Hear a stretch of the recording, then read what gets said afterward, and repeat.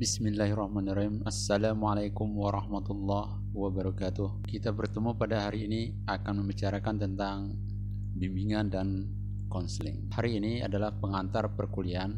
Sebagaimana biasa, bersama dengan saya akan menjelaskan beberapa hal tentang perkuliahan kita selama satu semester ini. Sebelum kita jelaskan kontrak perkuliahan dan apa yang mesti kita lakukan dan apa yang kita akan bahas, saya akan memberikan sebuah nasihat untuk diri saya dan untuk antum semua tentang bagaimana kiat berhasil dalam menuntut ilmu.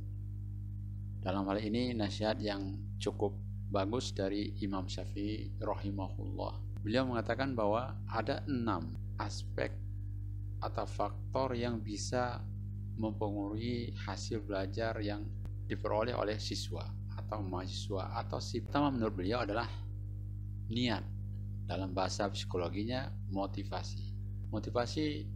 Banyak bukti dari penelitian mengatakan bahwa motivasi itu memiliki pengaruh yang cukup besar terhadap hasil belajar seseorang. Dengan adanya motivasi, dengan ada niat yang tulus dalam menuntut ilmu, maka hasilnya pun akan memperoleh hasil yang bagus pula.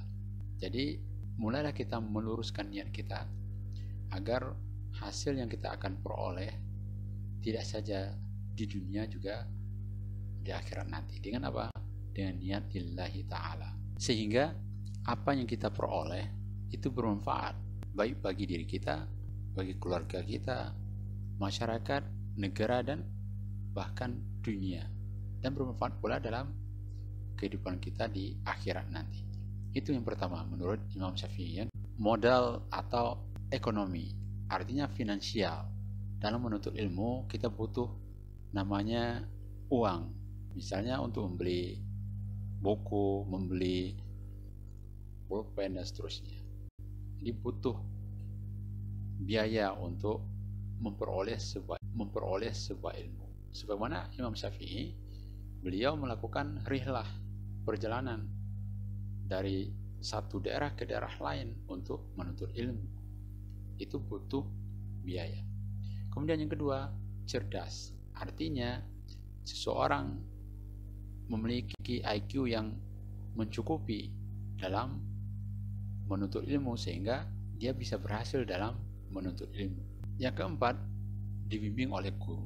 Jadi butuh seorang guru yang menjelaskan beberapa hal yang mungkin kita bisa membacanya, tapi pemahaman tentang bacaan itu perlu dibimbing oleh seorang guru. Maka menghormati guru dan berguru itu salah satu jalan-jalannya untuk keberhasilan dalam menuntut ilmu. Yang kelima adalah sabar. Sabar, innallaha ma'as sabirin. Artinya kesabaran itu butuh ketekunan dalam menuntut ilmu. Berbagai macam tantangan dalam menuntut ilmu, berbagai gangguan dalam menuntut ilmu bisa kita tepis dengan ketekunan kita, dengan kesabaran kita. Yang terakhir menurut Imam Syafi'i, untuk berhasil dalam menuntut ilmu adalah membutuhkan waktu. Jadi tidak instan. Seperti yang banyak gejala yang muncul di kalangan mahasiswa, misalnya ketika mau ujian besok, baru hari ini sibuk mempelajari materi yang sudah menumpuk. Padahal kalau dipelajari dari awal perkuliahan, misalnya dicicil untuk memahaminya, maka akan lebih bermanfaat dan lebih banyak yang diingat. Tapi ketika sistem SKS atau sistem kebut semalam kan, maka banyak yang dibaca, banyak yang lupa. Maka perlu menyadari bahwa memperoleh ilmu itu butuh waktu. Kita mempelajari sesuatu dulu dari kecil, belajar angka, berhitung, membaca dan seterusnya sampai kita dewasa. Itu berapa tahun yang kita lalui untuk memperoleh ilmu.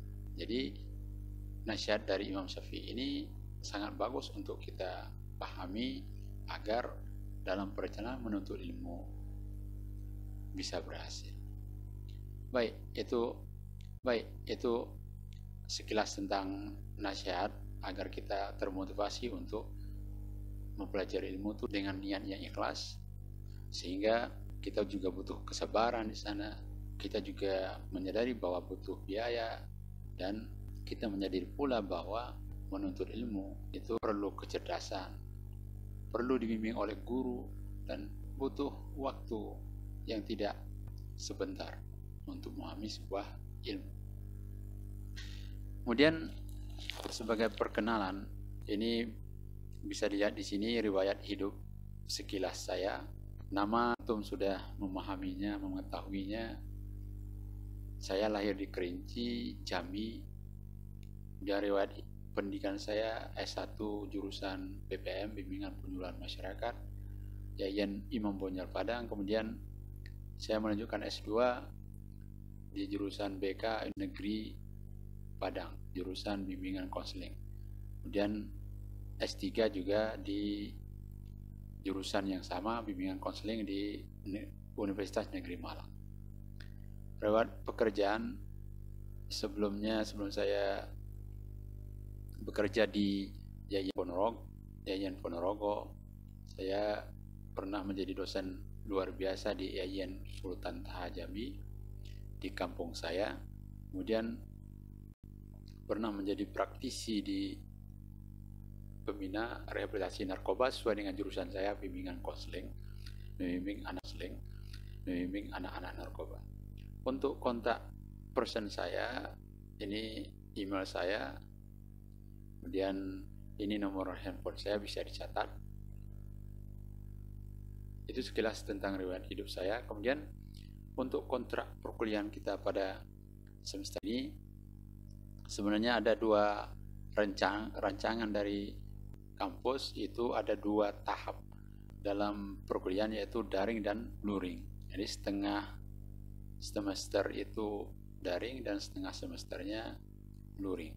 Untuk kontrak perkuliahan daring, di sini adalah pertama harus selalu online selama perkuliahan daring. Presensi daftar hadir selama 15 menit. Ya, 15 menit pertama. Misalnya kita masuk jam berapa, setelah sampai 15 menit berikutnya itu kita melakukan presensi maksud saya. Kemudian presensi ini dilakukan 2 kali. Ketika datang 15 menit paling lama sejak awal jadwal perkuliahan kita, dan 1 jam setelah jadwal perkuliahan kita berakhir. Itu batas untuk pengisian presensi. Nanti link presensinya akan saya kirim. Kemudian presensi melewati 15 menit atau melewati 1 jam setelah perkuliahan, maka dianggap tidak hadir. Untuk dalam kuliah mengikuti perkuliahan itu paling minimal itu 75% atau 11 kali pertemuan.